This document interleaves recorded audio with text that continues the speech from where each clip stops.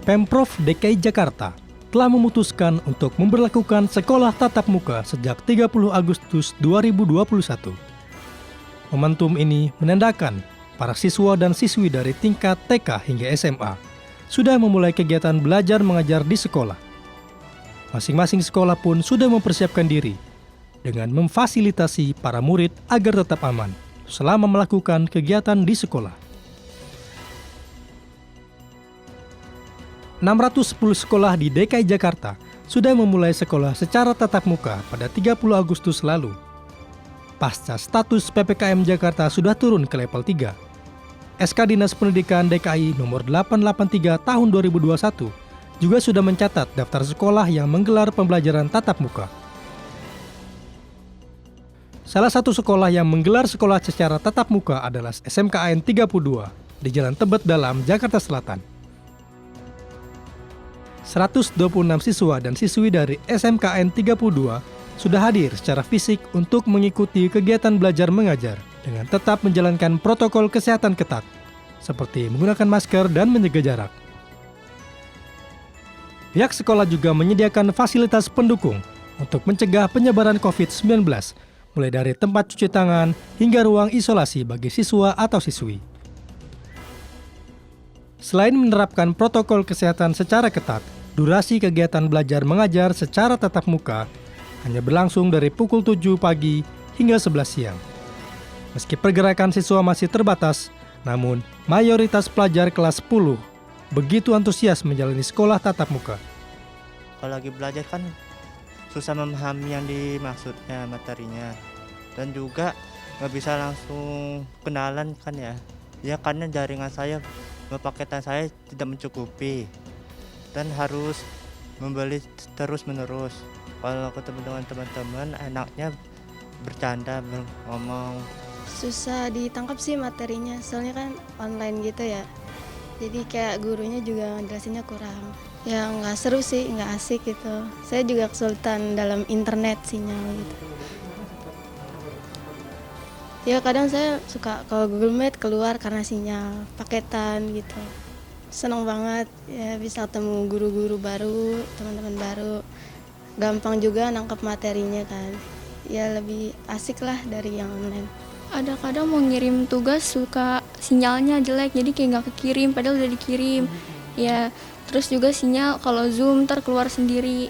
Rada susah sih kalau buat nangkep pelajaran, apalagi matematika yang banyak rumus gitu.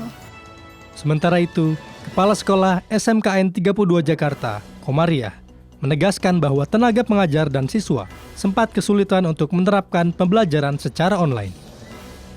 Jadi daring ini sebenarnya kami kan sekolah SMK ya. Kalau SMK itu udah pastilah. Kalau daring itu banyak kendala ya. Banyak kendalanya misalkan kita pembelajarannya kan ada yang pelajaran produktif ya, praktek. Udah pasti kalau pelajaran praktek daring bagaimana ya mau praktek, jadi agak susah ya. Itu yang paling utama sih ya. Maka, ia mendukung pemberlakuan sekolah tatap muka. Sosialisasi pun dilakukan, terutama bagi orang tua siswa. Sebenarnya dari awal kita mau membuka sekolah, itu kita sudah mulai melibatkan orang tua ya. Jadi orang tua itu sudah mulai kita sampaikan bahwa sekolah ini nanti kita akan buka PTM gitu ya. Kemudian kita sosialisasikan melalui Zoom ya.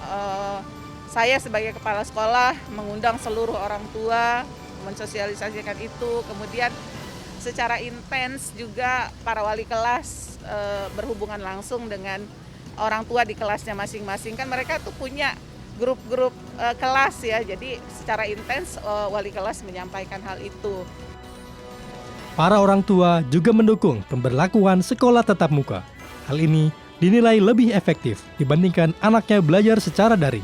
Saya rasa sih sepertinya sih kalau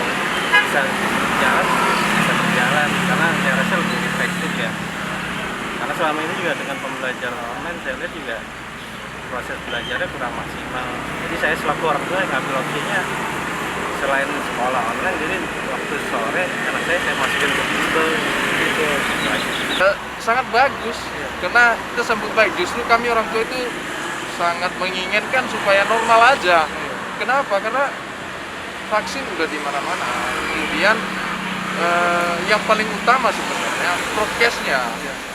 kalau di sekolah itu bisa diawasi mengenai prokesnya, saya rasa tidak ada yang perlu dikhawatirkan.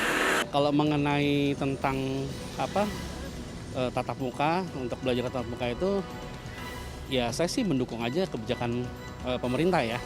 Karena menurut saya sih anak-anak tuh bukan hanya belajar pelajaran, tapi di mana mereka harus belajar bersosialisasi juga dengan teman-temannya. Tapi memang harus prokes yang ketat ya. Kepala Dinas Pendidikan DKI Jakarta, Nahdiana, menegaskan bahwa pihaknya terus melakukan pengawasan terhadap penerapan sekolah tatap muka. Sekarang kontrolnya juga harus kita lakukan. Yang pertama tentunya ada satgas di tingkat sekolah, di tingkat kecamatan, di tingkat wilayah, dan di tingkat provinsi. Satgas ini tidak hanya berisi orang sekolah, tapi di dalamnya ada tokoh masyarakat atau masyarakat, ada lurah, ada camat, ada kewilayahan.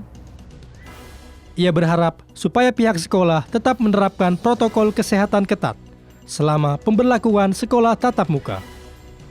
Bila ada pelanggaran, Dinas Pendidikan DKI Jakarta tidak segan memberikan sanksi terhadap sekolah yang melanggar aturan protokol kesehatan. Di situ, di surat keputusan itu bunyi bahwa apabila terjadi pelanggaran atau terjadi ada yang terpapar, maka sekolah itu akan ditutup. Ini ada sesuai dengan peraturan gubernur nomor 3, di mana sekolah itu akan ditutup. Kalau ada yang terpapar, berarti kita lakukan emergency break. Dinas Pendidikan DKI Jakarta menargetkan hampir seluruh sekolah bisa menerapkan pembelajaran tatap muka pada November mendatang. Maka, saat ini pembukaan sekolah masih dilakukan secara bertahap. Gibson Ramos, Faisal Asmi, Jakarta.